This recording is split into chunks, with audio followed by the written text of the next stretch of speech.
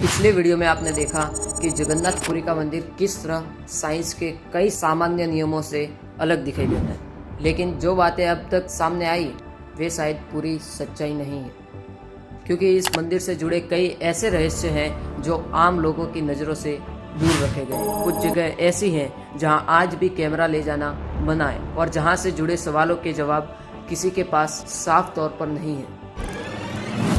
आज के इस डॉक्यूमेंट्री में हम एक एक करके उन सभी रहस्यों को समझने की कोशिश करेंगे, जैसे कि नील चक्र, समुद्री हवा, रथ यात्रा, महाप्रसाद और मंदिर के नीचे छुपी कहानियाँ। और अंत में एक ऐसी गुफा के बारे में भी जानेंगे जो सीधे पाताल लोक तक जाती है। तो चलिए शुरू करते हैं आज के इस नई डॉक्यूमेंट्री को।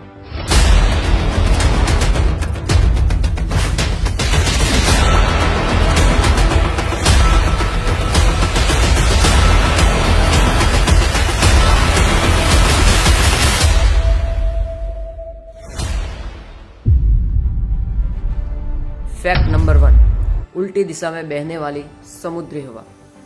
आमतौर पर समुद्र के पास दिन के समय हवा समुद्र से जमीन की तरफ चलती है। इसे सी ब्रीज कहा जाता है, क्योंकि दिन में जमीन जल्दी गर्म होती है और समुद्र इसके कंपैरिजन में ठंडा रहता है। लेकिन पूरी में ऐसा नहीं है। यहाँ दिन के समय हवा जमीन से समुद्र की ओर जाती है। साइंटिस्ट इसे पूरी तरह उल्टी हवा नहीं मानते, बल्कि कहते हैं कि पूरी की भौगोलिक बनावट, आसपास की पहाड़ियाँ और मंदिर की ऊंची संरचना हवा के बहाव को अलग दिशा में मोड़ देती है। लेकिन सवाल यह है, इतने छोटे से क्षेत्र में हवा का व्यवहार इतना अलग क्यों दिखाई देता है? इसी कारण यह बात आज भी एक मिस्ट्री बनी हुई है। फैक्ट नंबर 2, नील चक्र। जगन्नाथ मंदिर के शिखर पर लगा नील चक्र करीब 20 फीट चौड़ा है और अष्ट धातु से बनाया गया है।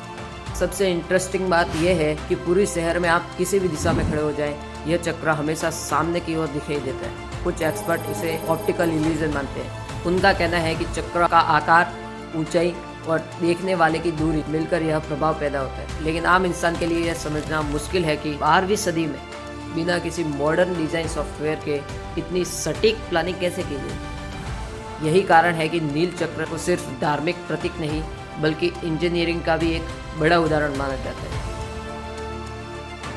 फैक्ट नंबर 3, बिना गुंजन वाला गर्भगृह। अधिकतर बड़े हॉल या मंदिरों में आवाज गूंजती है, लेकिन जगन्नाथ मंदिर के गर्भगृह में ऐसा नहीं होता। अगर आप जोर से बोले या आवाज निकालें तो इको सुनाई देता ही नहीं है।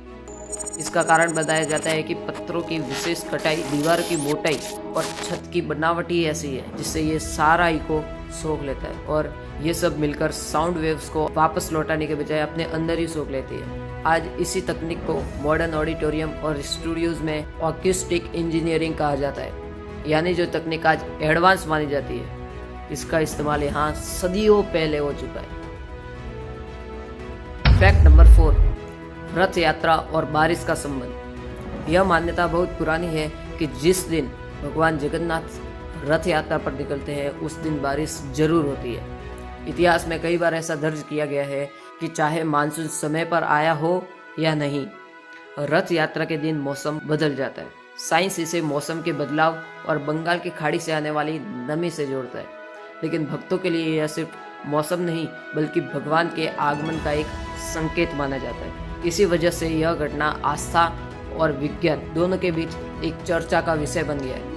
फैक्ट नंबर 5, 56 भोग सिर्फ भक्ति नहीं, एक पूरा सिस्टम है।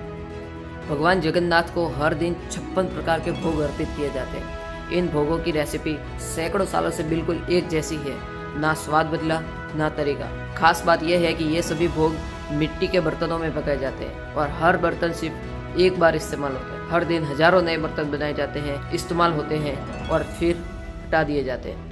इतने बड़े स्तर पर रॉ मटेरियल, बर्तन, रसोई और समय का तालमेल एक बहुत मजबूत मैनेजमेंट सिस्टम को दिखाता है, जो आज भी बिना लिखित रिकॉर्ड के चल रहा है। फैक्ट नंबर 6, मंदिर का प्राकृतिक तापमान संतुलन। ओडिशा की गर्मी और उमस काफ़ी ज़्यादा होती है, लेकिन इसके बावजूद मंदिर के गर्भगृह का तापमान काफ़ी हद तक स्टेबल रहता है।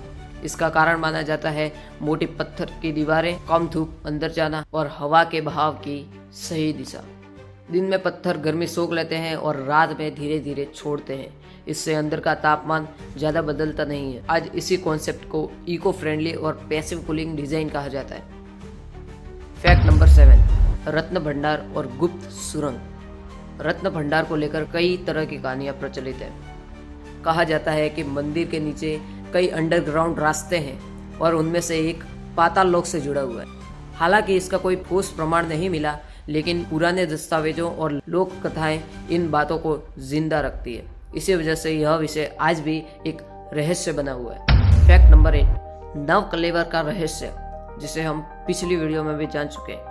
नवकलेवर वह प्रक्रिया है जब भगवान की लकड़ी की मूर्तियां बदल ली जाती है। ये काम बहुत सीमित लोगों की मौजूदगी में होता है और एकदम सीक्रेटली किया जाता है। ऐसा माना जाता है कि यह सिर्फ एक मूर्ति परिवर्तन नहीं, बल्कि एक गहरी धार्मिक प्रक्रिया है जिसे समझाने से ज्यादा निभाया जाता है। फैक्ट नंबर 9, कलयुग और भविष्यवाणियां। कुछ प्राचीन ग्रंथों में जगन्नाथपुरी को कलयुग के अंत के साथ जोड़ा जाता है। इन बातों को कोई चेतावनी मानता है तो कोई प्रतीक। सच क्या है यह समय ही बताएगा। पहले इस मंदिर के ऊपर कोई भी पक्षी या चील नहीं उड़ता था, लेकिन आजकल ऐसी कई तस्वीरें सामने आती है जिसमें कई सारे चील और पक्षी इस मंदिर के ऊपर उड़ रहे हैं। ये एक बुरा संकेत माना जाता है। फैक्ट नंबर 10, महाप्रसाद शरीर और मन दोनों के लिए।